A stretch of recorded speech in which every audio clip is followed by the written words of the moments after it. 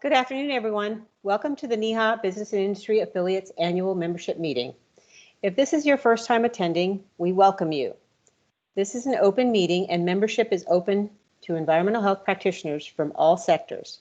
This meeting is normally held in person at NEHA's annual conference. And on behalf of the BIA board, we are pleased you could join us virtually today. My name is Alicia Collins, and I'm a Food Safety Program Manager with SteriTech and this year's BIA President. As a brief introduction to the BIA, we are NEHA's youngest affiliate and are here to provide NEHA with a forum to obtain input from private industry and generate opportunities for the private sector to support NEHA. The BIA also provides us with a home base and a communication network within NEHA. We use our meetings and webinars as platforms to help us achieve these goals. I was reflecting on our last membership meeting. It was about 4 months ago in February, a few weeks before our world truly began feeling the impact of the pandemic. I am sure you, your families, your professional roles, and your entire lives have been impacted. Thank you all for being on the front lines and for serving our communities in the midst of the COVID pandemic. Before we get started with our full program, we have a few housekeeping reminders to help us stay on track. Your phone and computer lines have been placed on mute by the host. This meeting is being recorded and will be available on the BIA's website at www.nehabia.org. If you have questions, type them into the chat window. We will do our best to respond at the end of the meeting. If we are unable to respond during the meeting, we will respond via email and post the Q&As on our website. And this meeting is eligible for 1 CE for the REHS-RS credential. At this time, I'd like to call the meeting to order and introduce and express my appreciation to our board members pictured here. Brian Cowler, our Vice President, Tracy Michelson, Treasurer and Past President, Kimberly Pennington, Secretary, Tracy Graham, Member at Large, Mike Crea, Member at Large, and James O'Donnell, Member at Large. Let's get started with a quick overview of our agenda. We will welcome the NEHA leadership who will provide us with some updates and discuss some recent activities. We'll have Dr. Priscilla Oliver, Dr. David Dijak, and Sandra Long, our incoming president. And we are grateful to have Doug Farquhar of NEHA provide us with a presentation today. And then following the presentation, we will proceed with some BIA updates and wrap it up as we look ahead to what's coming in the near future. And with that, I'll turn it over to Dr. Priscilla Oliver. Hello. Thank you very much for that wonderful introduction of today's program and your organization. I am so excited to be here. I'm Priscilla Oliver, the first Black female president of NEHA. I am very proud to be here and to be in the position. I enjoyed the year that I had with NEHA very much. And in that year, we had some outstanding, phenomenal accomplishments. Number one, we have survived the pandemic, and we have survived the controversy in the United States of Black racism. We have addressed those issues very well. I hope you have been reading the NEHA Journal and also the blogs and the Twitters that we have put out and the various statements that we put out to address racism and the pandemic. I am proud to say that we have now, the board of directors approved the NEHA Dr. Bayless Walker Jr. Diversity and Inclusion Award, which will be rolled out as soon as NEHA puts their fingers around the final touches. We also have started, we hope to start, a new category of membership in NEHA. That would be the Friends of NEHA, in memory of Chris Katisky, who was a leader at CDC. Both he and Dr. Walker succumbed to COVID-19. So we would like to memorialize them in this way. We also started the Sick and Bereavement Memorial Committee, which will allow us to remember and help members and friends that are in distress with unfortunate illnesses. Other activities that we've got going that's very exciting right now is that we are writing the NEHA history. We have a NEHA history task force that is in place that consists of various past presidents and icons in the profession. There should be an article coming out in September to describe this organization, and I encourage any of you that are interested to get involved. Other accomplishments by NEHA that I am extremely proud of is the fact that during the pandemic, we gave out 66,600 free classes for people to go in, take the classes, and continue their credentials. And also to get information that might be necessary for them to carry on their jobs. So we're very proud that we were able to do that. Another thing, we sponsored students in the virtual internships, 22 students. So NEHA has come to the calling of the distress that has been put on by our profession and the nation. We are so proud. We also were able to get $600,000 of the stimulus money that was put out by the national leadership for the country. That is to make sure that NEHA persists and thrives in the future. So thank you all in the BIA. I want to congratulate you. I want to congratulate your leader, Alicia, for doing all of this work and keeping us all together. And I also want to congratulate all those award winners, those people who have gone overboard, Dr. Dijak, Sandra Long, the entire board, for all the good work you've done this year. And I appreciate you all being where you are, and let's keep going. One NEHA, now and in the future.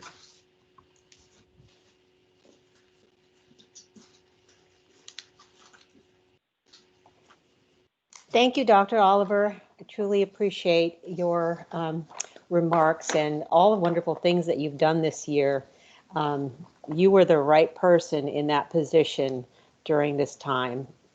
So we, on behalf of all of the BIA, thank you very much. And at this time, I would like to hand it over to Dr. David Dijak, our Executive Director.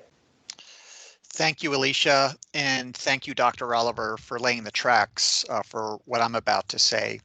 NEHA at this time is surviving, but not thriving. In other words, we're stable. That is a stark contrast to the deep growth curve that we were delightfully experiencing right up through early March. Alicia, we were almost at 7,000 members. I think we were within 50 to 75 people of eclipsing that threshold. We were very excited about that. And then COVID really struck and hit the association. The last numbers I saw is about 6,650 individual members. So we've lost a few hundred members. We are recommitting to the notion that we can get over to 7,000 and 8,000 members. And what's really important for all of our constituency to recognize is that close to 40% of those are from the private sector. There's a lot of people within our network who believe we are dominated by government membership, and that's simply untrue. And as we think about the future, we want to be sure to identify and meet the needs and create value for individuals that are working in the private sector. As Dr. Oliver mentioned, we did benefit from the Paycheck Protection Program. We received $616,000 to help shore up our finances, and frankly, we're going to use every penny. Our fiscal year ends September the 30th, and I believe we will come out, we'll break even, or maybe come out a little bit with our noses above the financial black line, which is a great thing. So we're stable. We've lost a little bit of membership, but overall, I think we can be thankful that we're not hemorrhaging money or hemorrhaging membership, both major risk factors at this point in time. Our staff have been on 100% work from home since March the 15th. We anticipate that will continue through Labor Day. And honestly, as we look at developments in Texas and Florida and California and Arizona, we may extend into the autumn with 100% telework. We'll use data-driven decision-making to inform our way moving forward. As it relates to COVID, I hope that our members are consuming not only the free e-learning that Dr. Oliver appropriately mentioned, but some of the other programming that we're providing to our membership at this time to keep them connected and informed into what's happening in public health across the country. This includes just-in-time training videos that are on YouTube. These are 15-minute vignettes that are really cleverly done by our production team within NEHA. A couple of them worthy of note is one on communication and the other one on farmers markets. They are podcast ready. You could listen to them as you're driving around doing your inspections, or get onto YouTube and watch them as well. In addition, we are putting on what we're calling or referring to as our chat series. Every week or two, we bring in newsmakers and influencers from public health to speak to you. This is hosted by our team at NEHA, and we're delighted that in some cases we've had close to 500 people register for these hour-long programs, and we certainly hope that you'll avail yourself to those as well. The last thing I'll mention, Alicia, is that on August 18th and 19th, we are having a virtual two-day conference. Please don't be confused. This is not the AEC done digitally, but we do recognize that many of our affiliates are going to be unable to convene their annual meetings in their cities and states. And so we want to provide opportunities for our membership to get access to professional development, continuing education units, and look out for that on August the 18th and 19th. There'll be plenty of information that will come in through e-news and on our website. And then finally, we're having a digital town hall at the end of July, and all the information about the town hall will be available on our website. And with that, Alicia, I'll turn it back over to you.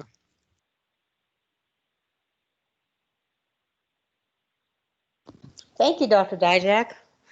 You folks have been incredibly busy and you're doing amazing things, even in the face of this pandemic. So we truly appreciate your support of the members, especially with the resources, the professional development videos, webinars that you have been producing. They've been amazing. So thank you very much for everything that you're doing, and we look forward to collaborating with you in the coming months as well.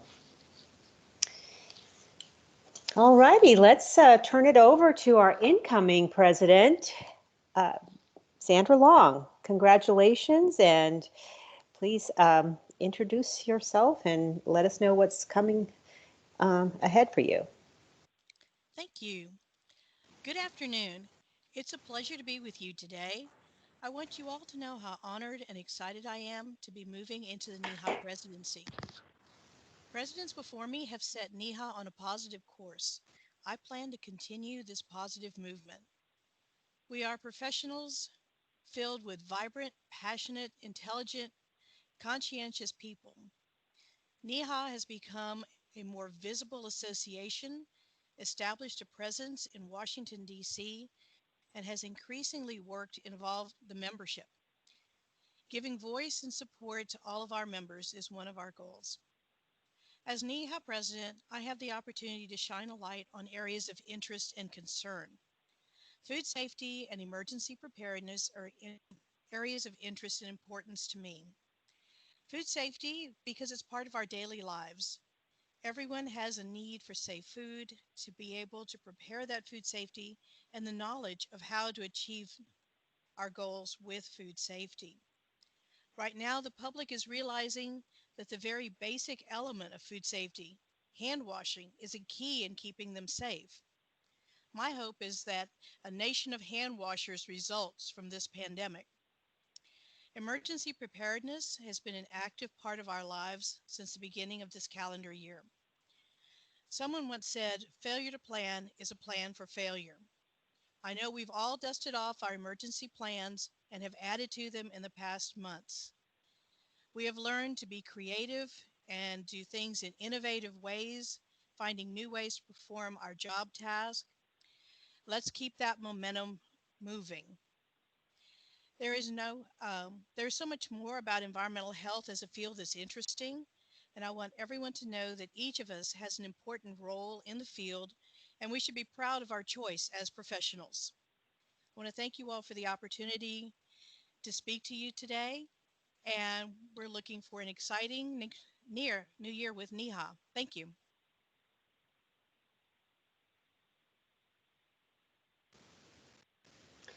Thank you, Sandra. Well, congratulations once again, and we look forward to working with you in the coming year. Please don't hesitate to let the BIA know how we can support you along the way.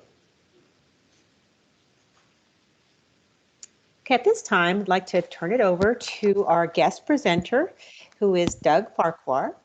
And Doug is NEHA's Director of Government Relations.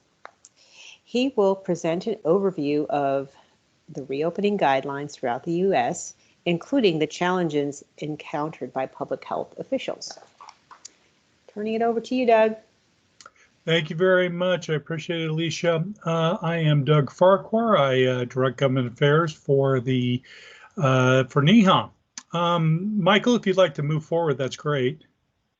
What I want to do today is kind of go over some of the issues that are out there regarding environmental health, regarding some of the public health limitations that have been placed on society, and what's going to be necessary for us to reopen the country again. I have been using this comment quite often, but this is the basis for all legal authority for public health and environmental health to limit the business sector. And this was a case where a gentleman did not want to get vaccinated for smallpox and thought it was against his constitutional right to be required to be vaccinated for smallpox. And the Supreme Court came back with the statement, upon the principle of self-defense of paramount necessity, a community has a right to protect itself against an epidemic of disease which threatens the safety of its members. And with that, that gave all communities the right to say, we have the right to limit your authority, your constitutional rights, to protect the safety of its members, to protect the safety of the public.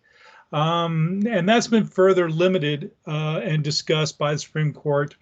And essentially now what the legal standard is, the government's limits on assembly and on free speech are constitutionally provided, but these limitations have to be narrowly tailored to a substantial government interest and allow for alternative channels for communications. So that means that if they're going to limit your right to assemble, they must give you the right to use Zoom or use other communication devices. If they're going to close down restaurants and close down businesses, they have to have a legitimate reason for doing that. And this COVID-19 outbreak, this pandemic, is a clear reason to justify the closure of business. The next slide, please. So that leads us to the situation of what rights do you have versus what are the reasonable limitations that may be placed on business. Do COVID protesters have the right to disagree? Yes, they have the right to come out. They have the right to express their opinion, but they do not have an inherent constitutional right to threaten violence on the environmental health workforce. On the other hand, for the public and environmental health professionals, they may act and they may request and require certain limitations to to the economic activities of this country, but it must be in the confines of public health. It must be to promote public health. So it does give them the right, and the responsibility to request businesses to either require masks, to provide social distancing, or to limit themselves or shut down in the nature of to promote public health. Next slide, please. But against this, we've seen a lot of pushback. We've seen over 24 cases of threats against public health officials.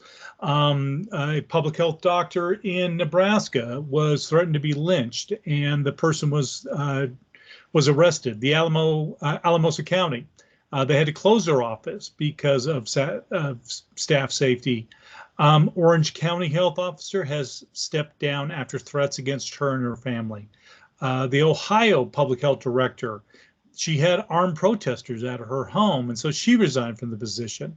The Georgia public health director, she resigned, I'm sorry, after receiving threats.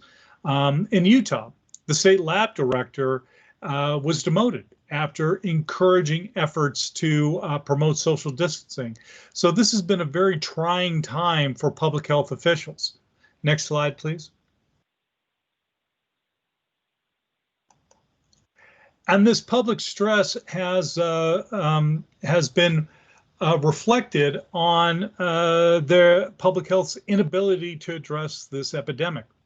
Public health has been chronically underfunded and understaffed. So when the coronavirus came into existence, they had to respond to it with limited resources. And essentially, public health was unable to respond to the COVID-19 outbreak. And therefore, they had to turn to the private sector to engage in social distancing and other practices to limit the spread. And the private sector, there was some pushback from it, obviously, and it ended up becoming political. And as often been said, when public health gets dragged into public policy, public health and science loses out. So it's been a real challenge for the public health sector. What are we looking at right now for the COVID-19? Well, we went through phase 1, which was done in late March and early April. It led into phase 2, where several states said it's okay to open, it's okay to get out, to start doing retail shopping, to go to restaurants, to go to bars. They wanted to keep it limited under the auspices of social distancing, and wanted to make sure that it was done in a manner that was going to be safe. But what we discovered is that that did not occur, and we saw a resurgence. We are at 1% of the population in the U.S., actually over 1%, about 1.5% of the population in the U.S. have been confirmed to have COVID-19. That means that everybody who has not been tested with the disease or has not been able to go in and actually get tested for it, those people have not been recognized. So this is a very conservative number. 4 million, there has been estimates that that's only 1/10 of the number of people who actually came down with the disease. So our testing protocols are severely limited. In just the 3 months or 4 months since the first case appeared in February, we've seen 144,000 deaths. On average, that has been identified at about 4% of the confirmed cases. So of these 3.97 million confirmed cases, we can assume that about 4% of them will die eventually. And so as those numbers increase, the number of deaths are going to probably be consistent at about 4%, unless something else happens out there to change that dynamic. And as we have seen since we've moved into phase 2, cases in the South and the Midwest are rising and are continuing to grow. Next slide, Michael. So the question comes, when do we reopen? How safe is safe? How do we live with the coronavirus? And one of the big questions is, what is the metric for reopening? What we've heard from the federal government and from public health officials at the federal level is we need to close for some time and then we'll be able to reopen. That is proven not to be true. We have heard that if we engage in social distancing or if we have masks, that we will be able to reopen. That has had limited success. Essentially, the metric we have heard for reopening is going to be a vaccine. And as folks in the public health sector know, when a vaccine comes out, it's going to be almost a year before it's actually publicly available. So we're going to be living with COVID-19 for a long time. And also, I think we need to come to a new paradigm, which is there will never be a new normal again. We're never just simply going to go back. The COVID-19 is not going to go out of existence. It is going to be something we're going to have to live with. So the question becomes, how do you live with COVID-19? How do you live with the coronavirus? Next slide, please. Well, one of the things is you got to look at where is the coronavirus spreading? Where is it worse? We have looked pretty much from the media at areas. We saw it rise in New York and New Jersey. We are seeing it grow in Florida and California and Texas, but we aren't identifying where the cases are. What has been confirmed is that nursing homes is where we've seen over 40% of all the cases. There have been over 14,000 deaths from COVID in nursing homes. Another area is correctional facilities. There have been over 100,000 people infected and 763 deaths in correctional facilities alone. The third one, which I really want to highlight here, is food processing. CDC just came out with an MMWR looking at food processing plants and data from it for the month of May. As of the month of May, they identified that almost 10% of the people tested for the virus had the virus in food processing plants. And there were 86 deaths in May alone from people working in food processing. What they came to the conclusion was that any place where people are packed in tight quarters with no social distancing, that you're going to see an outbreak. Therefore, places such as funerals, fast food restaurants, cruise ships, that's where we've seen the cases of coronavirus spreading. The biggest cases, as I'm seeing, as I've noted, nursing homes, food processing plants, and correctional facilities. These are the areas that are going to have to be focused and where the efforts are going to, the future efforts are going to have to be addressed. Next slide. And this is where we get back into environmental health. Environmental health is on the front lines. If we are going to curb the virus, curb the spread of the virus while keeping the economy going, it's going to require environmental health professionals. The EH community is going to be the one that's going to ensure that food processing, delivery, and retail remain safe and that they're able to be open. That retail businesses are going to be able to provide a safe in-store experience. That schools are going to be able to protect the students, the teachers, and the staff from the virus and contain any spread. And without the opening of these areas, the economy will remain stagnant, will not be able to grow. So it's really incumbent on the environmental health community to get out there and for them to be supported to be able to allow the economy to reopen. Next slide, please. Which leads to my final point here, which is the only way to reopen the economy in the midst of COVID-19 is to ensure that the public and environmental health community has the funding, resources, and political support that allows them to perform their job to safeguard the public from environmental threats such as coronavirus.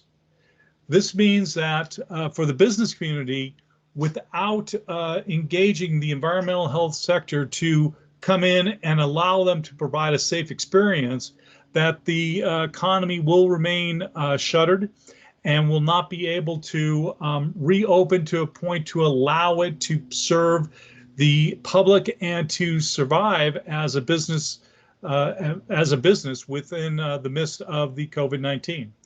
So I think we need to have a new paradigm shift. This is what I think I'm going to start recommending and start suggesting to the political community, is that COVID-19 is something that we are going to have to live with, that it's not magically going to go away, and we're going to have to engage the environmental health community to come in and be able to reopen the economy at a limited basis, but still allow it to reopen.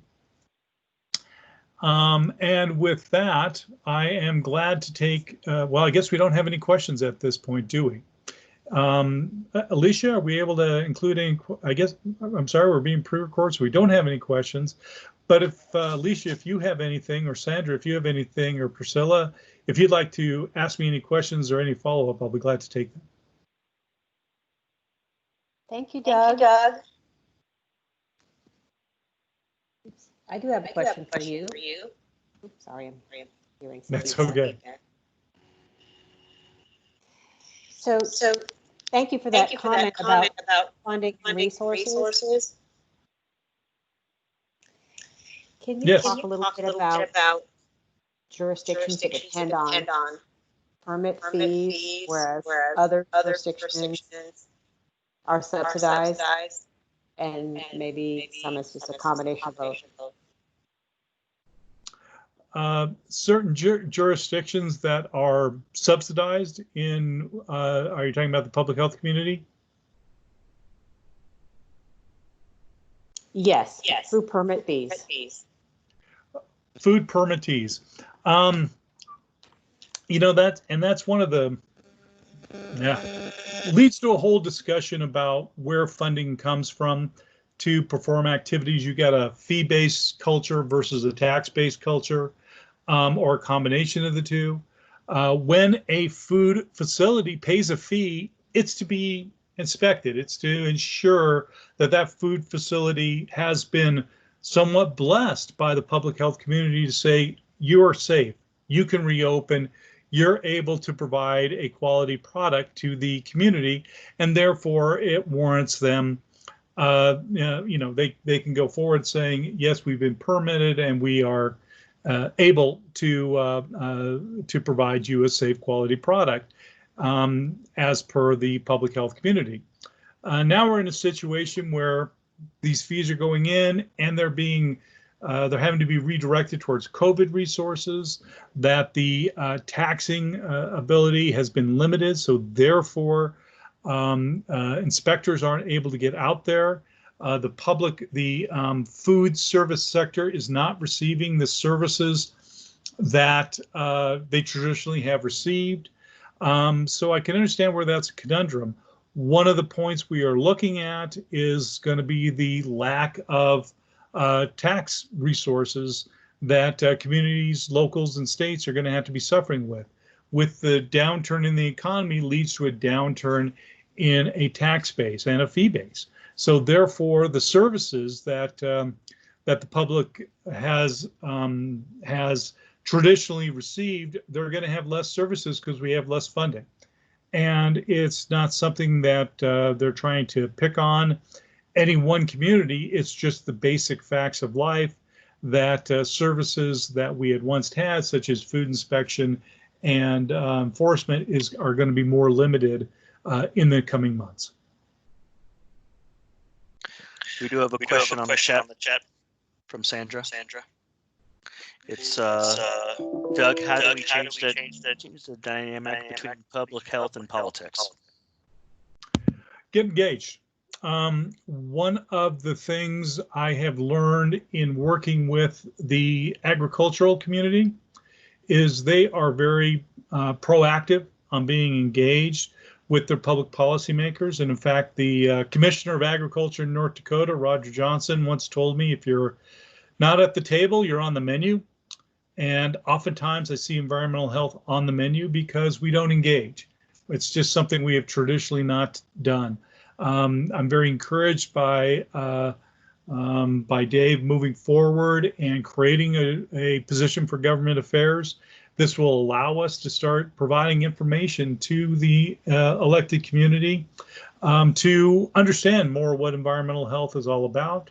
And it's going to also, I'm very glad that we have this organization, meaning the business and industrial affiliates, because you have the capability also to go in and work with your local members, your congressional members, and even the local boards of health to help them understand what environmental health does and why it's important.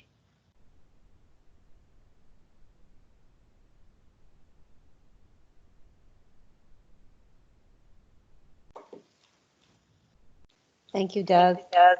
You're very welcome. Are there any other questions for Doug?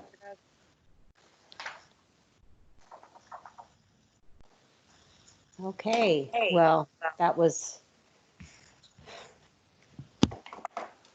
a lot to take in, and it's overwhelming to think about the times that we're in right now. And I appreciate that you have put a spotlight on the environmental health workforce and how critical our members are to local businesses and how we're trying to reopen at this time.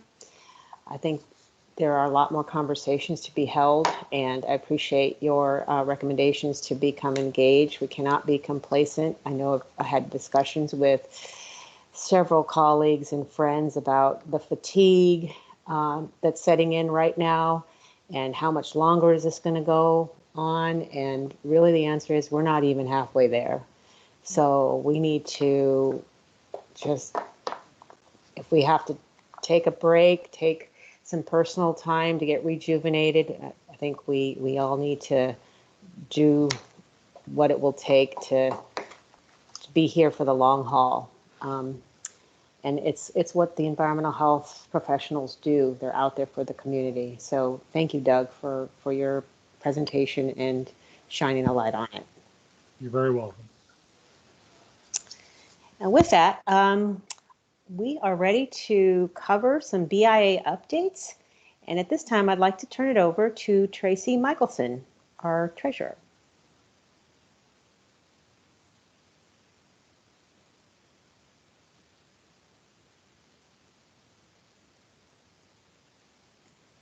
Tracy, are you there?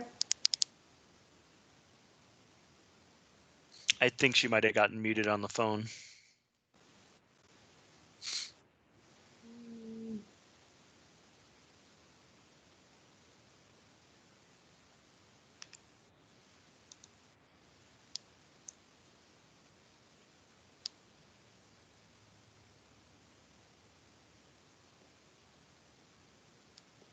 Okay, we'll give her a moment. She may be calling back in.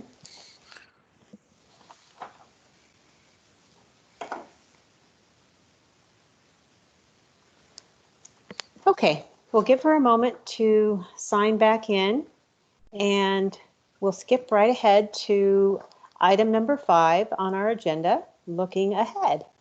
So we've heard Dr. Dijak talk about webinars and live chats that NEHA has been putting together recently, and we would like to collaborate more with NEHA.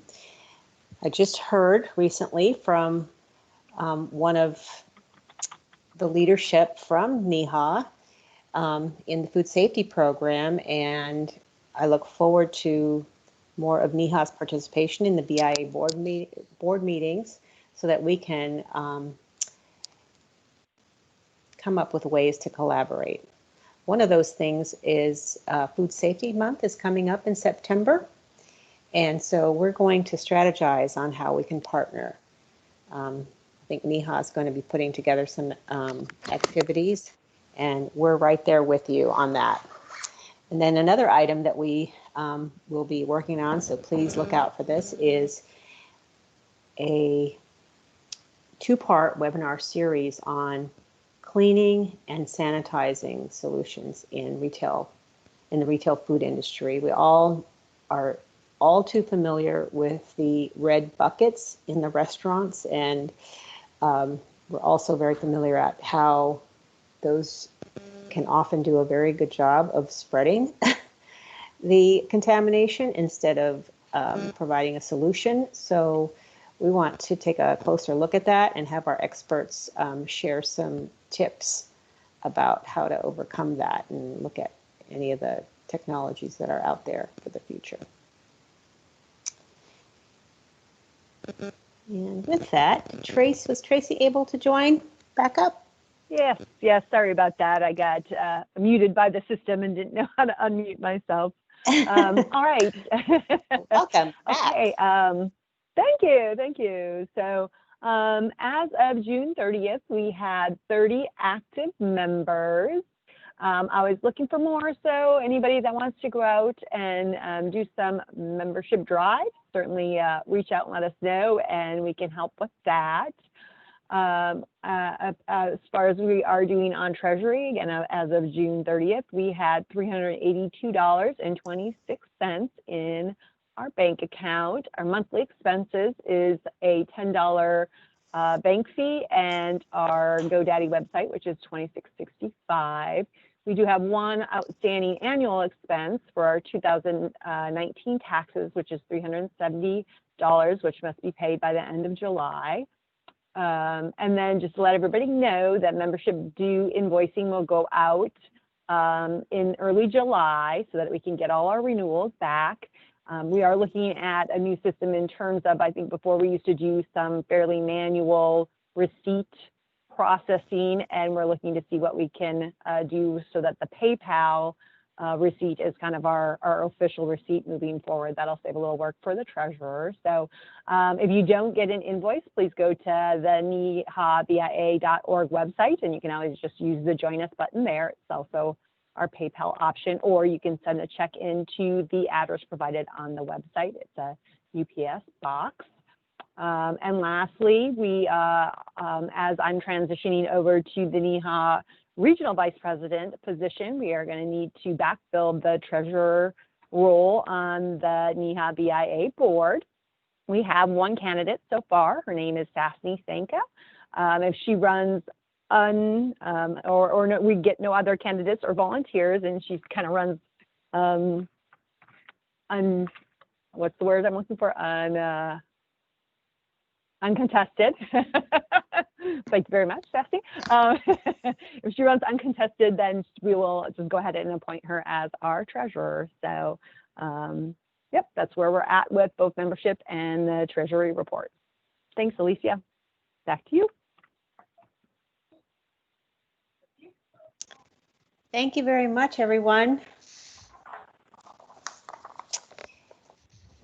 If there are no final comments, we can go ahead and wrap up. And I would just like to close by saying, on behalf of the BIA, we are grateful to each of you, NEHA, and each of our presenters for participating in our annual business meeting and webinar.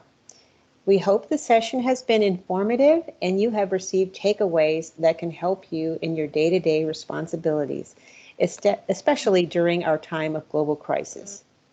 We are committed to our partnerships across all sectors. Visit our website at www.nehabia.org for additional information, to join the BIA or to submit feedback. Your feedback is important to us as we aim to bring topics and resources that will be beneficial to you. Membership is open to all persons, businesses, and organizations working or supporting environmental health. Thank you for joining us today. And I will also be remiss if I didn't say congratulations once again to Tracy Michelson. She has done just so much to support the BIA over the last several years as one of our founders, and she will be departing her time on the BIA board to join the NEHA board of directors as the Region 5 regional vice president. So we're there for you, Tracy, and we look forward to working with you in your role, in your new role. This concludes our meeting. We are adjourned. Thank you.